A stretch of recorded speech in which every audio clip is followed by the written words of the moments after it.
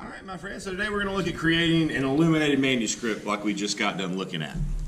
Now, with creating these illuminated manuscripts, we are focused on this word, emphasis. Emphasis is the part of the artwork that the artist wants us to pay attention to. Now, there are three ways to create an emphasis.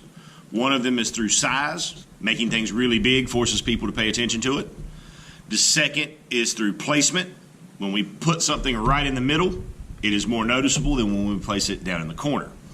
And then the third is with color. When we have a color that is unique and only used in one part of the image, that forces people, it draws the attention, it draws the eye, it helps to create emphasis. So in our illuminated manuscript, we're going to be using a calligraphic letter. So we have this reference that we'll be using. We have our starting media, the pencil, and we have our tool, the straight edge. So we start with the straight edge. So what we want to do with this is we want to line it up right with the edge of the paper, draw a line. Now notice I spin my page. I don't try to draw like this. I turn my paper so that I can always draw up and down, and so that I can always draw on the same side that I hold my pencil with. That's really, really important for using this tool. All right. So that creates the border for our illuminated page. So with our references, what I want you to do is I want you to choose either the first letter of your first name or the first letter of your last name. That's your choice. I'm going to do the first letter of my first name. That's the one I have highlighted right here, the letter I. Now, I know these are not really the way we're used to seeing letters look. So if you're confused and you're not really sure which letter is which, remember our expectation. If we don't know, we ask. Now, with drawing these letters in this calligraphic Old English style, two things. One, we want the letter to be our emphasis, so it needs to be big. And two, we draw one piece of the letter at a time. So with this I, I'm going to start just looking at one shape of that letter at a time. So that's going to be my first shape.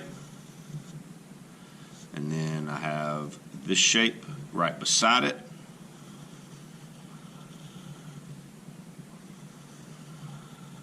And it's got these two little bars that kind of connect everything. And I've got my piece at the top.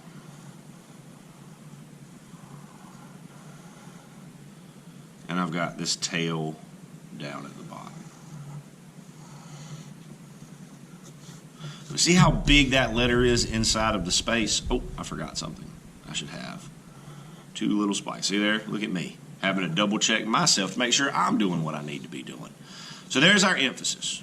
Letters should take up a lot of space inside that box. Now, on this border, what we want to do is to use lines, any kind of lines you want, to create an area where we can come back and create a pattern. When you guys start in with the first media today, the crayon, this is going to be the first thing that I want you to color, is this pattern. It could be an A-B pattern, like red, blue, red, blue, red, blue. It could be an AAB pattern, like blue, blue, purple, blue, blue, purple.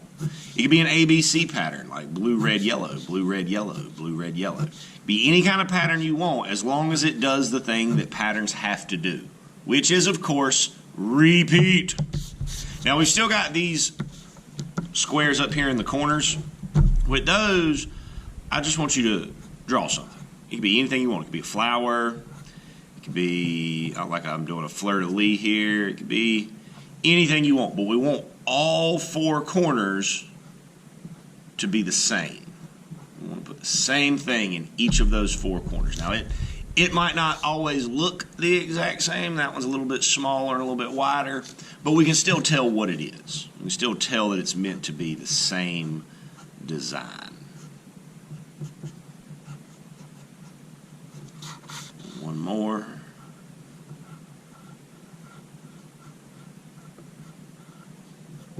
Now, last thing we want to draw before we get into our next media, which will be the crayon, is inside of here with our letter.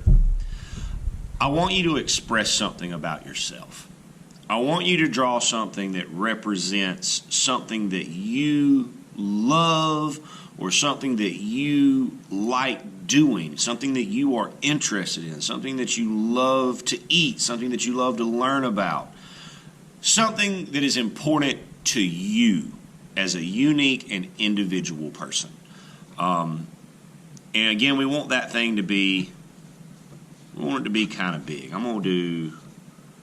We don't want it to be bigger than our letter because we don't want to steal that emphasis away. We want to keep people focused on that letter. So I'm just going to bring a paintbrush down right beside it. Maybe I'll have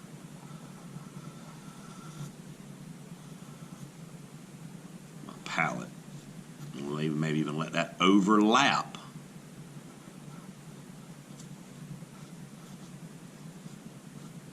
Let it overlap my letter. So for the drawing part, that's it, guys. And we'll talk more about what we're going to do with the media as we continue. Good luck to you. Happy arting.